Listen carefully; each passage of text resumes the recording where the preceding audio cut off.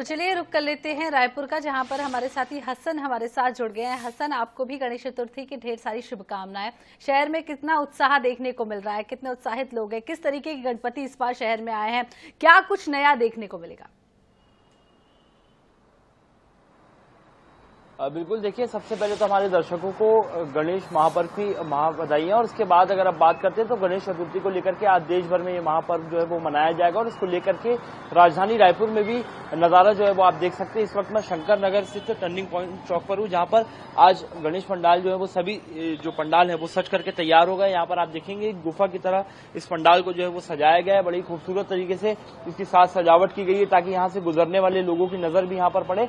आज देश भर में जो है गणपति बप्पा लोगों के घरों के साथ अब पंडालों में जो है वो विराजेंगे। राजधानी रायपुर की बात करें तो राजधानी रायपुर में पंडालों के साथ अगर घरों की बात करते हैं तो 4000 से ज्यादा जगहों पर जो है गणपति बप्पा जो है वो विराजने वाले हैं। गणेश चतुर्थी को लेकर के राजधानी रायपुर में तमाम तरह की तैयारियां की गई है। अलग अलग तरीके से अलग अलग जगहों पर पंडालों को सजाया गया है, लाइटिंग की व्यवस्था की गई है, अलग अलग कलरों से जो पंडाल हैं उनकी साज सजावट की गई है। साथ ही अगर मूर्तियों की बात करें तो इस बार अलग अलग तरह की मूर्तियां बाहर के कलाकारों ने तैयार करके राजधानी रायपुर में लाई है, जो कि अलग अलग पंडालों में जो है गणपति बप्पा विराजते हुए जो आज नजर आएंगे। साथ ही आज विशेष पूजा अर्चना भी जो है वो की जाएगी, आज स्थापना होगी। तो साथ ही अगर बात करें जिला प्रशासन की ओर से भी तैयारियां की गई है, गाइडलाइन जारी की गई है कि किसी भी प्रकार से यातायात बाधित ना हो।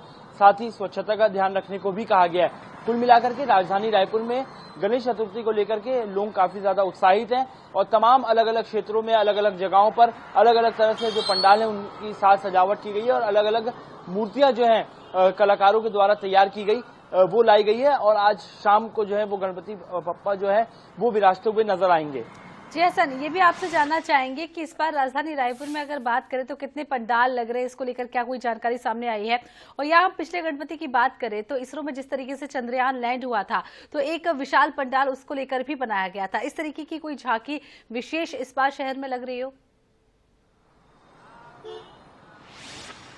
देखिए निश्चित रूप से अगर आंकड़ों की बात करें तो 4000 से ज्यादा अलग अलग घरों और पंडालों में जो है गणपति बप्पा हर साल जो है वो राजधानी रायपुर में विराजते हैं। इस बार अगर आंकड़ों की बात करें तो करीब 500 से ज्यादा पंडाल जो है वो तैयार किए गए हैं, जिसमें शहर के मुख्य चौक चौराहों से लेकर अलग अलग क्षेत्रों में अलग अलग तरीके से तैयारियां की गई है। अलग अलग गणेश समितियों द्वारा विशेष तरीके से जो है वो गणेश उत्सव जो है वो मनाया जाता है और 10 दिन तक बप्पा जो है वो विराजेंगे। इसको लेकर के अगर मूर्तियों की बात करें तो इस बार अलग अलग तरह की मूर्तियां भी जो है वो बाजार में देखने को मिली, जो कि बाहर के कलाकारों के द्वारा जो है वो तैयार की गई है। लाल बाग के बादशाह की तरह एक मूर्ति जो है वो तैयार की गई। इसके अलावा अगर बात करते तो शिव जी के रूप में भी गणेश जो मूर्तियां हैं उन्हें तैयार किया गया। साथ ही अलग अलग जो भगवान के स्वरूप होते हैं उन स्वरूपों में इस बार जो है वो गणेश मूर्तियां जो वो दिखाई दे रही हैं।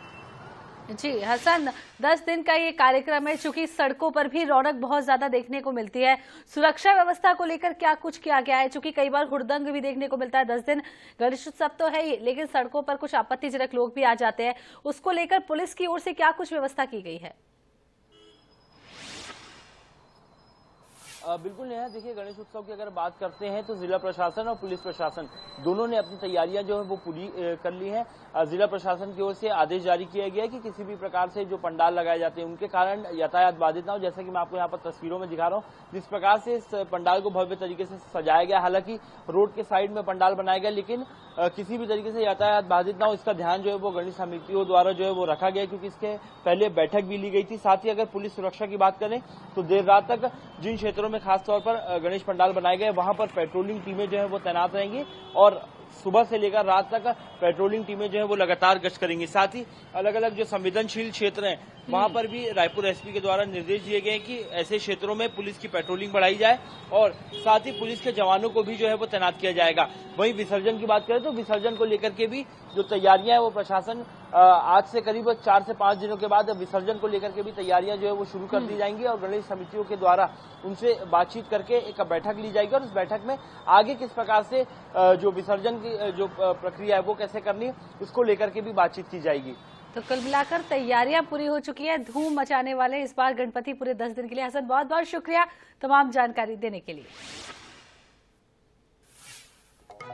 तो आपको बता दें गजानन का साथ रहेगा तो हर जो आपके जीवन में मुश्किलें हैं उनका सामना आप नहीं करेंगे और सबका समाधान होगा और अब आपको सीधी तस्वीरें हम मुंबई से दिखा रहे हैं, जहां लाल बाग के राजा कहे जाने वाले गणपति विराजित हो चुके हैं और यहाँ पर हजारों नहीं लाखों की संख्या में हर रोज लोग पहुंचते हैं।